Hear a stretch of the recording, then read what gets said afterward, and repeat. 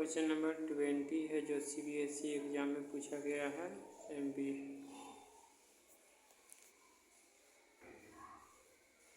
तो CBSE exam में जो क्वेश्चन पूछा गया है वो क्या है 20 नंबर सेट 3 का।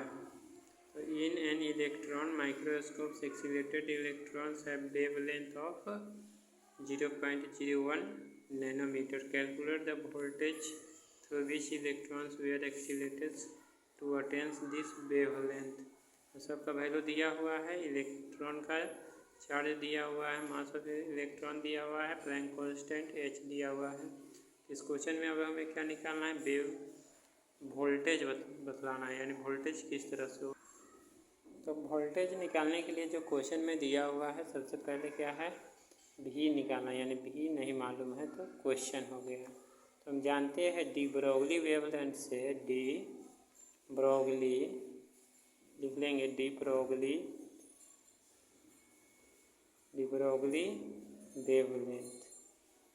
वेवलेंथ। तो लैम्डा इक्वल टू होते हैं, इसमें लैम्डा इक्वल टू h/p होते हैं। अब है कैलकुलेट्स, यानी क्या है क्वेश्चन में कि इलेक्ट्रॉन माइक्रोस्कोप एक्सीलरेटेड वेवलेंथ। तो वोल्टेज तो हम जानते हैं कि K इक्वल टू होते हैं इलेक्ट्रॉन E का वैल्यू दिया हुआ है इंटू वोल्टेज भी, और दूसरा K इक्वल टू होते हैं P²/2m, है ना। इसको फर्स्ट इक्वेशन मान लेंगे और ये सेकेंड इक्वेशन, दोनों क्या है काइनेटिक एनर्जी के फॉर्म में है। तो ये इक्वेशन को इक्वल करेंगे तो E इक्वल टू हो जाएगा E भी इक्वल टू P²/2m। तो P का वैल्यू निकालना है जो मोमेंटम है, तो 2m मास ऑफ इलेक्ट्रॉन हो गया और इंटू E इंटू भी हो गया P² इक्वल टू, तो P इक्वल टू हो जाएगा √2 मास of electron charge into voltage, है ना। अब P का वैल्यू निकल गया तो यही यहाँ पर हमें V का निकालना है।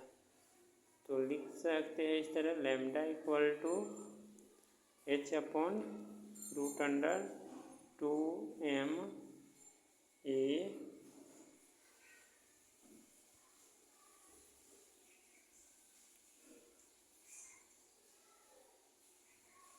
तो 2m E electron charge into voltage, क्योंकि यहाँ पर दिया हुआ है P का वैल्यू। तो अब हमें क्या वोल्टेज निकालना है, तो वोल्टेज जो निकालेंगे तो हो जाएगा, स्क्वायरिंग बोथ साइड करेंगे तो h²/2m mass of electron into electron charge into λ²। अब वैल्यू इसका पुट कर देंगे जो दिया हुआ है।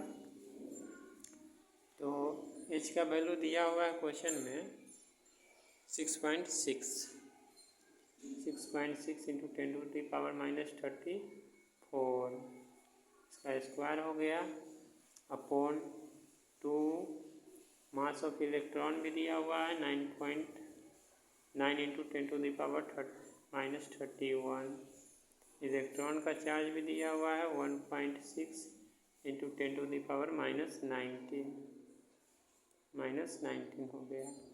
और लैम्डा अभी वैल्यू दिया हुआ 0.011 नैनोमीटर है। तो नैनोमीटर को चेंज कर देंगे मीटर में, तो नैनोमीटर को जो चेंज कर देंगे तो जानते हैं 1 नैनोमीटर इक्वल टू होता है 10⁻⁹ मीटर। तो इस तरह इस सबको सॉल्व करेंगे तो हमारा जो आंसर आएगा वो 12.4 आएगा, 12.4 किलो, है ना, वाट वोल्टेज।